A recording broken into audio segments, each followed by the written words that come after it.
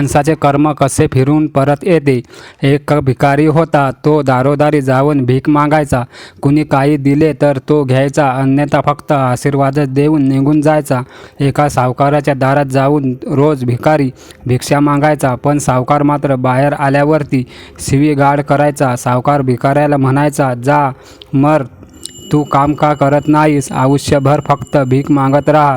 कधी कधी तो रागाच्या भरात त्याला ढकलूनही द्यायचा, पण भिकारी फक्त म्हणायचा, देव तुमच्या पापांना क्षमा करो. एके दिवशी मात्र त्या सावकाराला खूप राग आला. बहुधा धंद्यात तोटा झाला असावा. तो भिकारी त्याच वेळी भीक मागायला आला. सावकाराने रागात थेट त्याच्यावर दगड मारला. भिकाऱ्याच्या डोक्यातून रक्त वाहू लागले. तरीही तो, देव तुझी पापे क्षमा करो, असे म्हणत तिथून निघून गेला.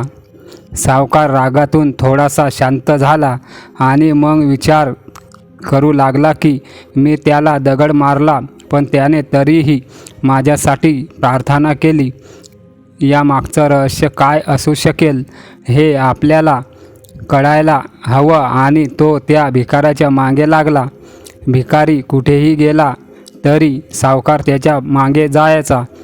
त्या भिकाऱ्याला कोणी भिक्षा दिली तर कुणीतरी त्याला मारले, अपमानित केले, शिवीगाळ केली, पण भिकारी एवढेच म्हणायचा, देव तुमची पापे क्षमा करो. आता अंधार पडू लागला होता. तो भिकारी परत स्वतःच्या घरी जायला निघाला. सावकारसुद्धा त्याच्या मागे होता. तो भिकारी आपल्या घरी परतला. एका तुटलेल्या खाटेवर एक म्हातारी झोपली होती, जी त्या भिकाऱ्याची बायको होती. तिच्या नवऱ्याला पाहताच ती उठली आणि पाहू लागली. भिकेच्या भांड्यात फक्त अर्धी शिळी भाकरी होती. ती पाहताच म्हातारी म्हणाली, एवढेच आज मिळाले का? आणि तुमचे डोके कसे फुटले? तेव्हा भिकारी म्हणाला, हो, एवढंच, कोणी काही दिलं नाही. सगळ्यांनी शिवी दिल्या, एकाने दगडफेक केली, त्यामुळे माझं डोकं फुटलं. तो भिकारी पुन्हा म्हणाला, हे सगळं माझ्याच पापाचं फळ आहे. आठवत नाही का आपण किती श्रीमंत होतो? काही वर्षापूर्वी आपल्याकडे काय नव्हतं, आपल्याकडे सर्व होतं, पण आपण कधीच दान केले नाही. तो आंधळा भिकारी आठवला का? म्हातारी बाईच्या डोळ्यात अश्रू आले आणि ती म्हणाली, हो, आपण त्या आंधळ्या भिकाऱ्याची कशी चेष्टा करायचो, भाकरीच्या जागी कोरे कागद कसे टाकायचो, त्याचा अपमान कसा करायचो, त्याला मारायचो आणि कधी ढकलायचो. म्हातारी म्हणाली. तेव्हा म्हातारा म्हणाला, हो, मला आठवते. सगळं किती छान होत आपलं.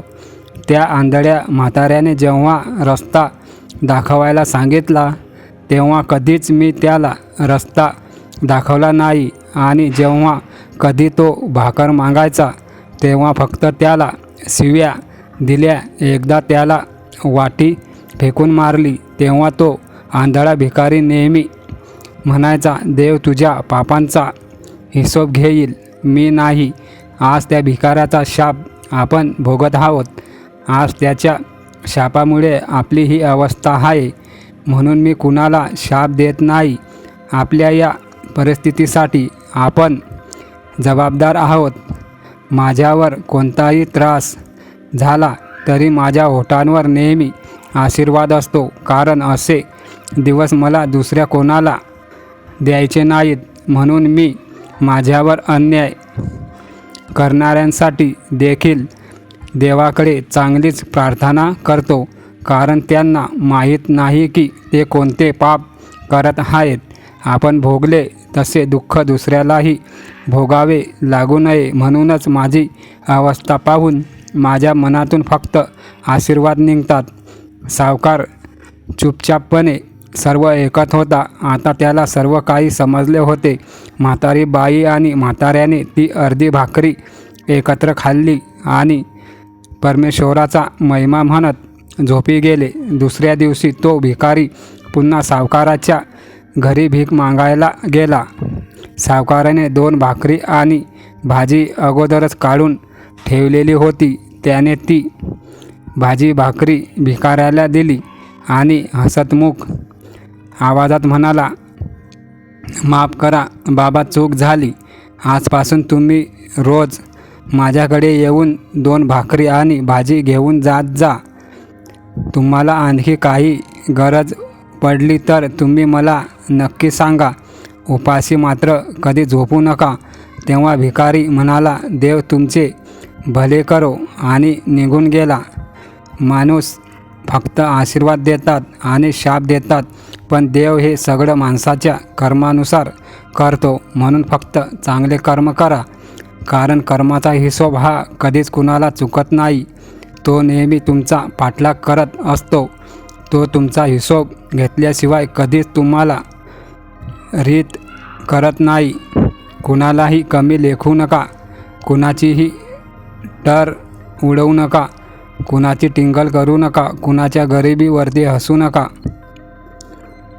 कुणाला टोचून बोलू नका, कधी कुणाचा पान उतारा करू नका, कारण नियतीचा पलटवार कधी होईल हे कुणाला सांगता येत नाही.